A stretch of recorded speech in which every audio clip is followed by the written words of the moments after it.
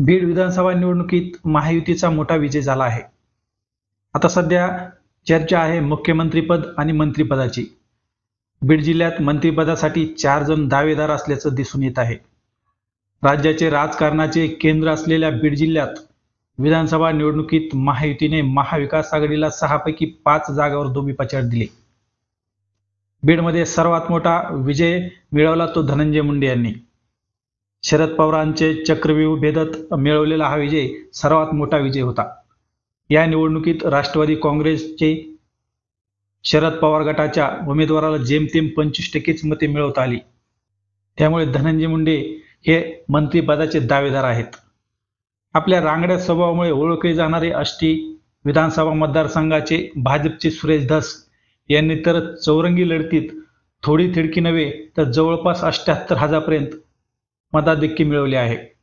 आणि सुरेश धस यांचं गेल्या 2 दिवसापासून जे वादग्रस्त विधान आहे पंकजा मुंडे यांच्या संदर्भात, त्याबाबतही ते सध्या चर्चेत आहेत. त्याचबरोबर देवेंद्र फडणवीस यांचे अतिशय निकटवर्तीय म्हणून धस यांची ओळख आहे. त्यामुळे ते पण या मंत्रिपदाचे दावेदार असल्याचं बोललं जात आहे. आता बीड जिल्ह्यातील ज्येष्ठ नेते तब्बल जवळपास 5व्या विधानसभा निवडणुकीत विजय मिळवणारे माजलगाव मतदारसंघाचे आमदार प्रकाश सोळंके हे देखील सध्या मंत्रिपदाचे ज्येष्ठतेचे दावेदार आहेत. उद्धव ठाकरे सरकारमध्ये प्रकाश सोळंके हे मंत्रिपद न मिळाल्यामुळे नाराज असल्याचं दिसून आलं होतं. आता त्यांची नाराजी पक्षाला परवडणारी नसेल म्हणून तेही मंत्रिपदाचे दावेदार आहेत.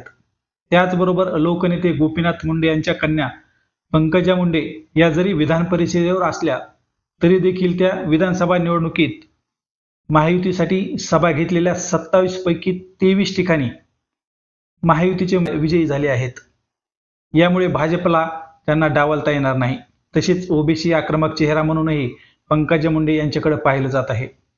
याचा भाजपला भविष्यात मोठा फायदा होऊ शकतो. त्यामुळे पंकजा मुंडे यांचे देखील मंत्रिपद निश्चित मानलं जात आहे. आता बीड जिल्ह्यात मंत्रिपदासाठी हे प्रमुख 4 दावेदार असल्याने मंत्रिपदाची माळ नेमकी कोणाच्या गळ्यात पडणार याकडे आता सर्वांच्या नजरा लागल्या आहेत. यात महायुतीचे देखील मोठी कसोटी लागणार असल्याचं समोर येत आहे.